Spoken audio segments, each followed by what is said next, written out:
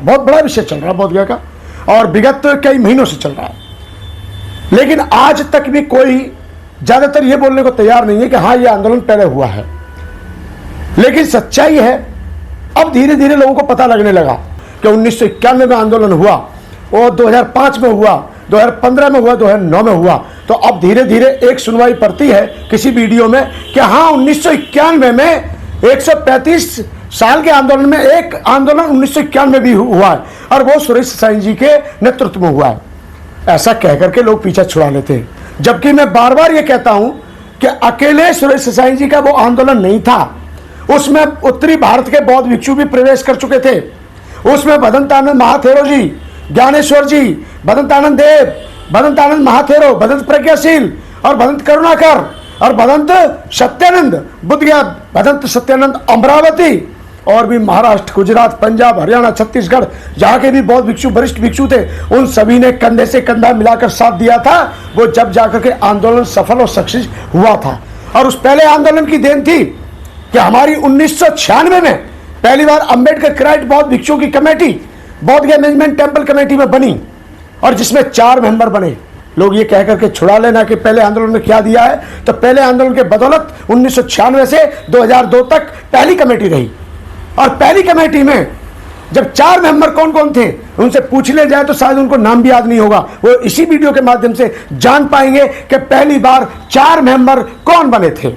मैं बताना चाहता हूं, 4 मेंबर पहली बार बने थे भदंत आर्य नागा अर्जुन सुरेश साईं जी, दूसरे मेंबर थे भदंत आनंद महाथेरो जी, तीसरे मेंबर थे भदंत ज्ञानेश्वर महाथेरो जी, चौथे मेंबर थे भदंत प्रज्ञाशील महाथेरो जी, जो आज वर्तमान में आकाश लामा जी के साथ आंदोलन में कार्यरत हैं, व्यस्त हैं, कार्य देख रहे हैं।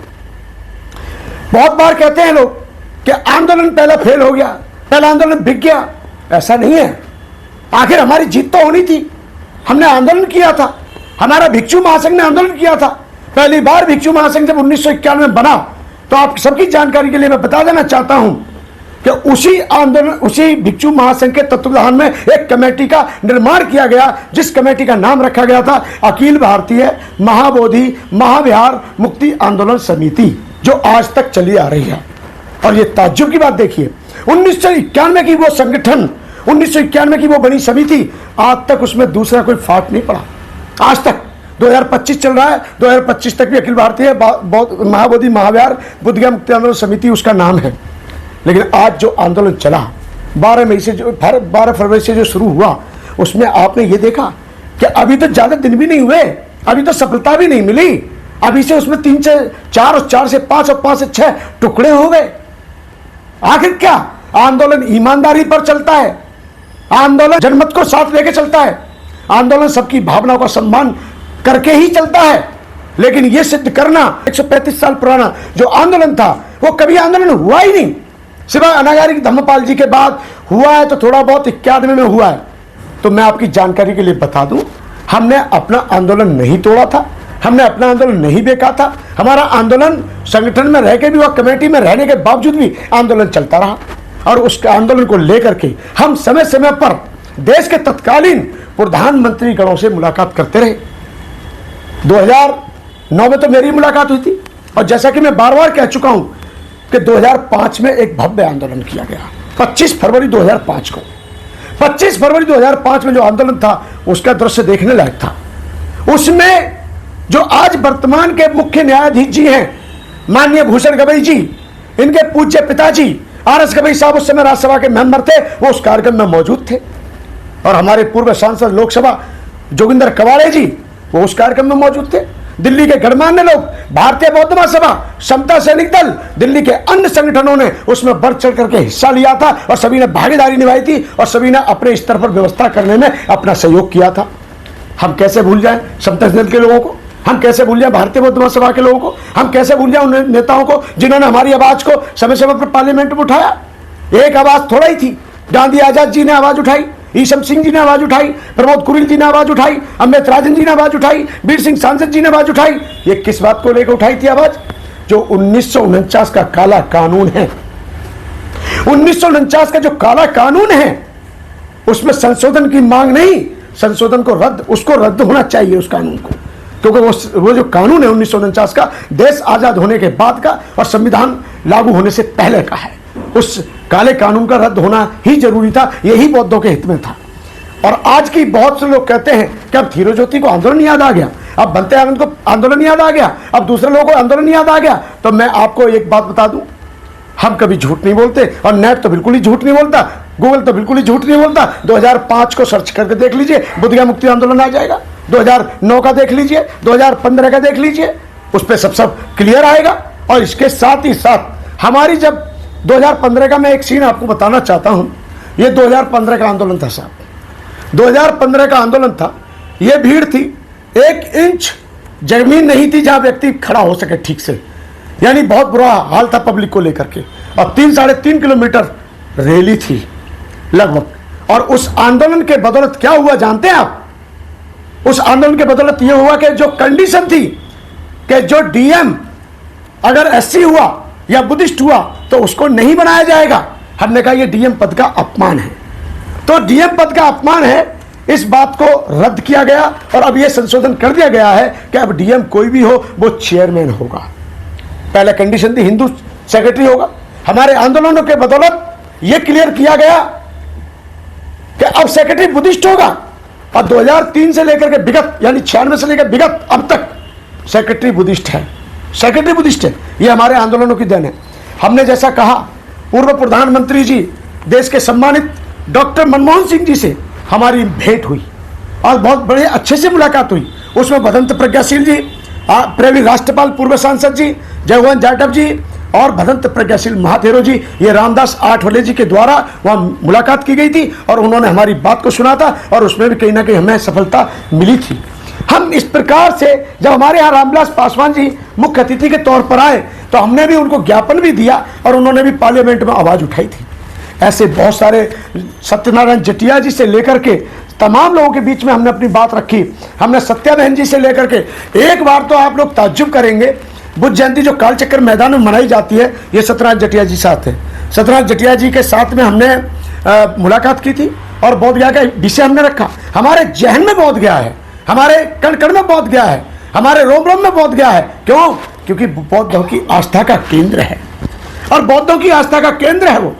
और इसलिए बौद्धों की आस्था का केंद्र होने के नाते हम ये चाहते हैं कि जैसे ईसाइयों के पास पूरे चर्च की व्यवस्था है, सिखों के पास पूरे गुरुद्वारे की व्यवस्था है, मोमडन भाइयों के पास पूरे मस्जिदों की व्यवस्था है, ठीक उसी प्रकार से बौद्धों के पास में बोध गया क्यों नहीं होना चाहिए?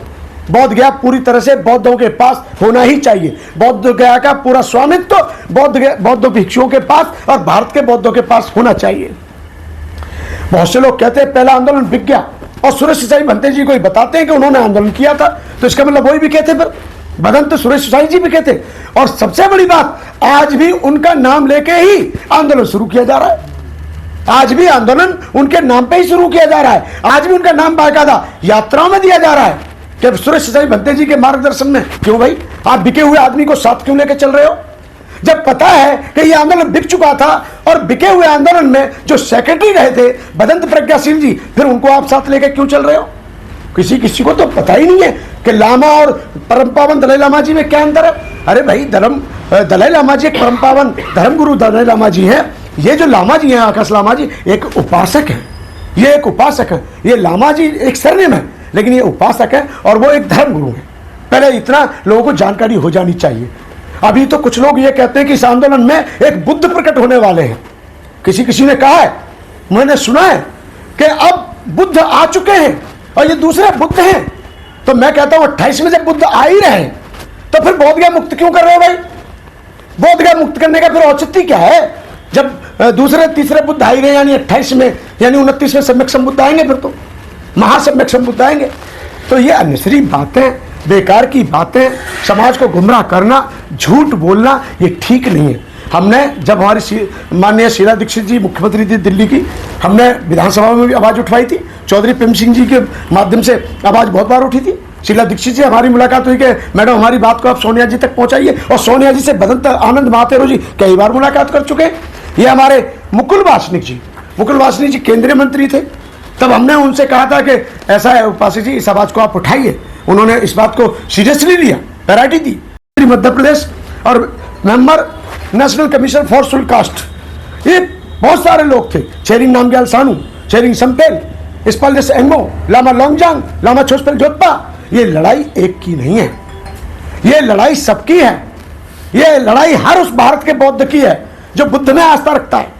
ये लड़ाई हर एक उस बौद्ध अनुयायी की है जो बौद्ध गया से प्रेम करता है। तो ऐसे आंदोलन के लिए हमें सबको जोड़ना है। अब लोग कहते हैं ब्राह्मण, एक तरफ हम कहते हैं जाति तोड़ो समाज जोड़ो। बुद्ध ने जातिवाद खत्म किया, दासी प्रथा जाति प्रथा खत्म की और समतामूलक समाज की स्थापना की। अब बहुत से लोगों ने मुझसे कहा, फोन करके कहा, कई ब्राह्मण मित्रों ने मुझसे फोन करके कहा कि अगर आप ये कहते हो कि बोध गया में ब्राह्मण है, हम ये कहते हैं बोध गया में ब्राह्मण आए, पूजा करे, पाठ करे, वंदना करे, बुद्ध को नमन करे, चला जाए, लेकिन वहां की कमेटी पूरी तरह से बौद्धों के पास हो। अगर अब बात आती है ब्राह्मणों की, तो मैं एक बात पूछना चाहता हूं। मोगलायन ब्राह्मण थे, शार्ंगधरपुत्र ब्राह्मण थे, और ये धम्म के, ये बौद्ध धम्म के सेनापति कहलाए जाते हैं। गया काश्यप, उर्वेल काश्यप, नदी काश्यप, महाकाश्यप, ये जितने भी थे, ये 500 शिष्यों के साथ, 500 शिष्यों के साथ अपनी उस व्यवस्था को छोड़कर, जिस व्यवस्था में वो घृणा महसूस कर रहे थे, गिलानी महसूस कर रहे थे, उस अंधविश्वास, पाखंडवाद, कर्मकांड को लात मार करके, ठुकरा करके वो बुद्ध की शरण में आए, वो बुद्ध की शरण में आए। तो मेरा कहने का अभिप्राय यह है कि देखिए, हम ये नहीं कहते कि ब्राह्मण बुरा है, व्यक्ति बुरा हो सकता है। मैं सभी को, पूरे देशवासियों को से मैं यही कहूंगा, आज जो आंदोलन चल रहा है, जैसा चल रहा है, आप सबके सामने है। हमारे पहले आंदोलन ने, देखिए सबसे बड़ी बात, 1991 से आंदोलन चला, 2015 में हमारा दूसरा आंदोलन, मतलब बड़ा आंदोलन था, वो सफल हुआ। उसके बाद हम कार्यक्रम नहीं कर पाए। अब आप लोगों का यहाँ से आगे का अगला कदम क्या है? देखिए, हमारा ये कदम है कि जो बोध गया की लड़ाई है उसको विधिवत रूप से लड़ा जाए, और हम सबके साथ हैं और उनको भी हमारा साथ आना चाहिए। हम ये कहना चाहते हैं, ये लड़ाई एक की नहीं है, सबकी है, और पूरे देश के बौद्ध मिलकर के इसको लड़ें और एक प्लेटफॉर्म के नीचे लड़ाई जाए, एक बैनर तले।